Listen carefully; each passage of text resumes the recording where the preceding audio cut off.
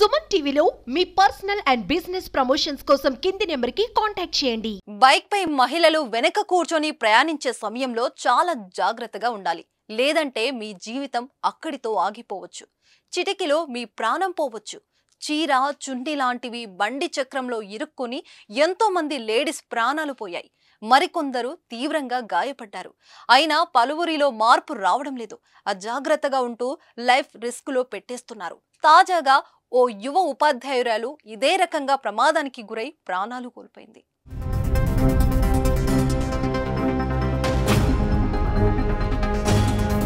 నంద్యాల జిల్లా కోవెలకుంట్ల భీమునిపాడు ఎంపీపీ స్కూల్లో రాణిబాయి అనే టీచర్ పనిచేస్తుంది.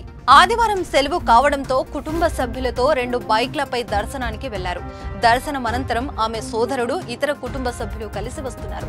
కానీ ఇంతలోనే ఊహించని ప్రమాదం జరిగింది. రాణిబాయి చీర బండి వెనుక చక్రంలో ఇరుక్కుపోయింది. దీంతో ఒక్కసారిగా ఆమె రోడ్డుపై పడిపోయి అక్కడికక్కడే మృతి చెందింది. దేవుడి దర్శనానికి వెళ్లి వస్తూ జరిగిన ప్రమాదంలో ఆమె చనిపోవడంతో కుటుంబ సభ్యులు కన్నీరు మున్నీరవుతున్నారు. 22 ఏళ్ల యువ ఉపాధ్యాయురాలు చనిపోవడంతో గ్రామంలో ఒక్కసారిగా విషాద ఛాయలు అలుముకున్నాయి. తల్లిదండ్రుల రోదనలు మిన్నంటాయి. రాణిబాయికి 2.5 ఏళ్ల కుమారుడు ఉన్నారు.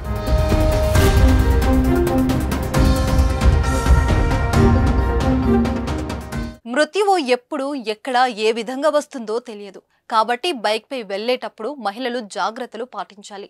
వెనక కూర్చున్న మహిళతో పాటు డ్రైవ్ చేసే వారు కూడా బైక్ నడిపే సమయంలో వీల్లోకి వెనక కూర్చున్న వారి దుస్తులు వెళ్లకుండా చూసుకోవాలి.